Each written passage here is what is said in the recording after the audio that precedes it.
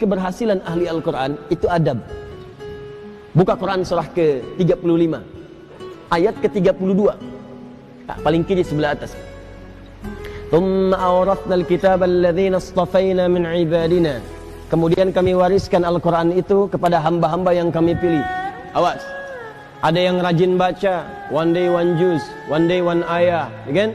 One day one surah, dan seterusnya. Ada yang rajin menelaah, buka tafsir ini, tafsir itu. Ada yang rajin menghafalkan, ya, Masya Allah.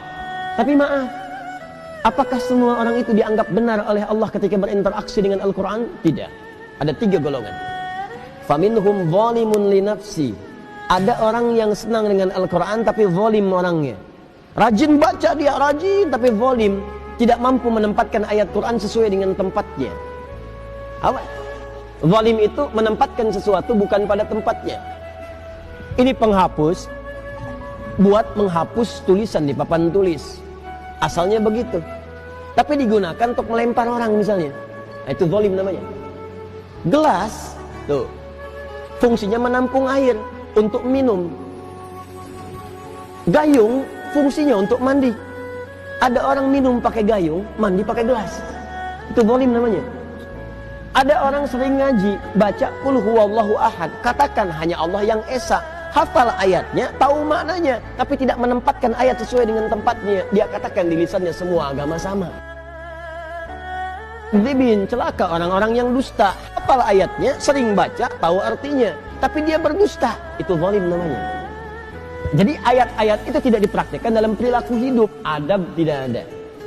Wa minhum muqtasid, ada golongan kedua, meninggalkan sifat yang pertama, naik tingkat, tapi belum ada nilai kebaikan pada dirinya, hanya untuk dirinya saja. Muqtasid itu paket hemat. Jadi ahli Quran, kalau perilakunya nampak kegiatan sehari-hari sering mojok di masjid misalnya, atau dekat tiang-tiang nyandar, baca ulang-ulang hafalan. Tapi kalau diminta, Mas bisa ngimamin, yang lain saja. Nah, itu paket hemat kata Quran. Hemat untuk dirinya, belum bisa diberikan pada yang lain. Yang ketiga, wa minhum sabiqum bil khairati biidznillah. Adab.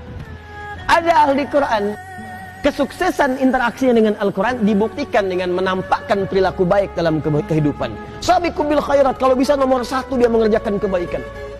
Jadi ciri orang yang berhasil dengan Qur'annya, kata Allah, adalah adab.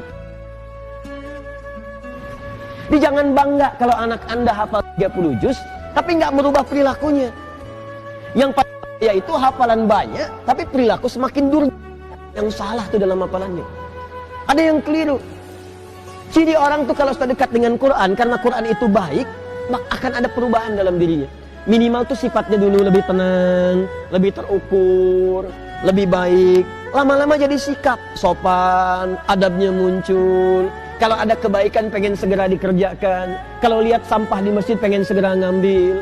Kalau lihat ini belum nyala pengen segera nyalakan. Kalau lihat saf kosong pengen ngejar safnya. Itu dorongan kebaikannya cepat sekali. Semakin tinggi kecepatan berbuat baiknya, ini menandakan semakin besar pengakuannya di hadapan Allah Subhanahu wa taala dalam perubahan kebaikannya. Jelas sampai sini? Baik.